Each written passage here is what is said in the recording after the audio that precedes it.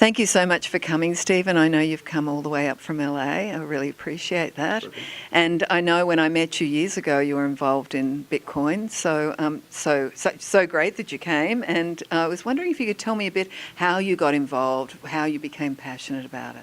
Yeah, strangely, we felt like we were really late to the market back in 2012, 13. So at the time, I ran an enterprise software company. We would build solutions for mostly large e-commerce sites. And so one of my customers asked me, we'd like to implement Bitcoin as a form of payment. So I assigned one of my engineers to look into it. Found BitPay, which was at that time the only game in town pretty much. And so he looked at their APIs. He went off and did some research on Bitcoin and literally came into the office the next day, hadn't slept, red eyes, and said, we should stop everything we're doing and just do Bitcoin. Wow. And I'm scratching my head. And I said, everything? I think we're doing big projects for Sony Pictures. We're doing, building mobile apps. We're building mobile e-commerce sites, all these really innovative things. And he goes, I think we just ditch all of that and just do Bitcoin. And so when I finally understood the invention and understood that this was the virtual currency, the first person I called was Bloq, who I've known for, at that time, since like 2005. And he was the smartest guy I knew in virtual currencies. And he said, yeah, I'm starting a couple of Bitcoin companies. We should get together and talk. And so about a month later, after multiple iterations, we came up with, hey, let's build a payment processor similar to BitPay, but set it up from the get-go to be like multi-coin, not just Bitcoin, but other coins as well. So we felt like we were late to the game. Turns out we were still pretty early. I think for the Bay Area, it was early. For some reason, I think it's been slower here, which is just surprising to me. I was in Ireland when I started following Bitcoin in 2008, so I think it's interesting that this is the area where everything's a bit disrupted, but it's been slow. I know Gil Pacino just posted a Medium post a few months ago saying, the Bay Area is finally interested in cryptocurrency and blockchain, and put some of the links to meetups there, but I was like, well, gee, he even thinks we're a bit slow. So what do you think about that? Yeah, it's interesting. I mean, there's been a little bit of competitive nature between the what we call Silicon Beach down there in Santa Monica and Silicon Valley and the Bay Area. And it's, Silicon Beach has never really had a chance, so to speak, because we were always the small little fish. Okay. But we've had sort of a concentration of Bitcoin companies down there and people launching tokens and ICOs. And even, GoCoin's first office was called Bitropolis. And it's back in 2013. We took the master lease and took in a bunch of attorneys. We had, Adam Ettinger, who ended up going to work for Shepard Mullen. And spoken on one of our panels. Yeah. He was our what we called embedded attorney at that point. He was just sort of a one-man show, and later joined you. But he represented us as well as Express Coin and some of the other companies that were founded in there. In fact, a lot of the guys doing the ICOs now were people who couldn't pay their bills back then because nobody could raise money. And we did the Sand Hill Roadshow up here and couldn't raise a cent. And it was the post Mt. Gox era, and unfortunately for us, during our Series A, Mt. Gox happened, and we had. That was a tragedy for people. It was horrible. We had a $5 million raise out there. We had about half of it already signed off, about $1 million in the bank, and Mt. Gox happened, and we didn't raise another cent.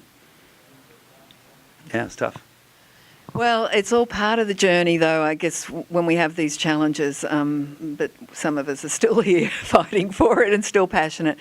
Where do you think it's all going? Where do you think cryptocurrencies and Bitcoin's going as far as the future? What's our future looking like? Yeah, I'm definitely in the long game. I mean, I think there's a lot of people that are seeing all the hype around the ICOs and really interested in trying to use that as a new funding mechanism. I think most of them go back to zero. I think a large majority of them will. The ones that I'm looking for are the ones that have a cycle of use, the ones where you can demonstrate that you have a captive market or an audience that really cares about your products deeply. And if the token is the way that you're going to do it, and you can do it in a decentralized manner, I think that's where you're going to see a token become very, very world-changing. And there won't be many world-changing tokens, but the ones that are will be game changers for their industries. So there'll be a bit of a weeding out of the field, basically, of the ones that are actually producing a service or a product from the the ICOs. That's right, because we've kind of put the cart before the horse in many cases here, where you're putting all of this money into an ICO, and now they have funds to go off and develop the product when all they've really given you is the design of what they were going to build. And some of them will come through and actually make their tokens valuable. Some of them will try, and the team will get frustrated, and they'll be on to the next one. And so that's what you have to watch for, is how dedicated the team is. How do you keep them hungry? And I think that's probably what's kept it a little bit slow here in Silicon Valley, because it's been such a venture capital based world. And I think that's why it's been slow, is that they're looking to make equity investments into companies. And these new token sales are non-dilutive funds that come into the company and fund the ideas. So it's pretty disruptive. And a lot of the VCs here were not quick to put money on the table for FinTech companies and in the Valley. And I've asked many people why, and there's apparently a few reasons.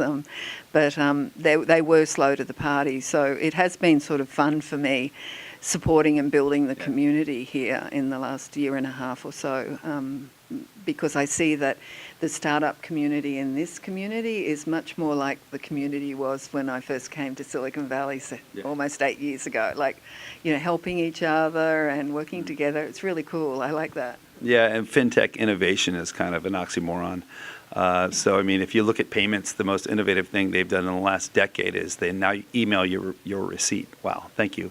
That's really nice, but, I'd like to see something much more revolutionary, like I'm online and I've paid for something, pop it up on my phone and let me use my, if I'm checking out a point of sale, why aren't they already have the ability now to send it to my phone so I can use my biometric? And why am I still signing something and people are chasing paper around?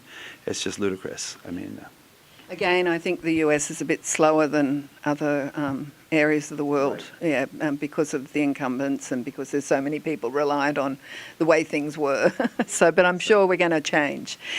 So tell me, do you have any funny, interesting, weird stories about being involved in the Bitcoin community?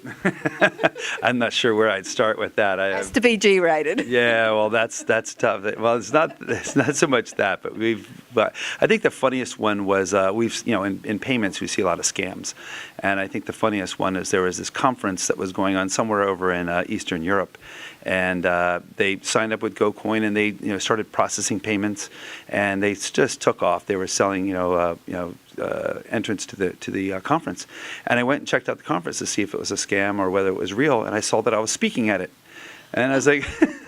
Oh, I'm speaking at a conference that I've never heard of. And so we pretty quickly reached out and realized that it wasn't a real site.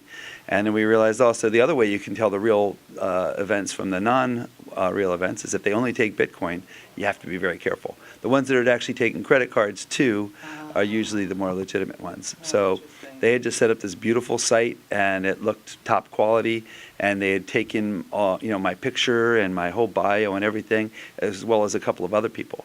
So I reached out to two of the other speakers and said, hey, I see you're here scheduled to speak at this conference. Because never heard of it. So interesting. Well, thanks so much, and I'm so looking forward to this panel. Gosh, got such talent on it, and I'm sure you're going to educate us a lot about Bitcoin. Yeah, it's always fun to connect with some of the icons in the space, like Charlie Lee and Margot and so forth.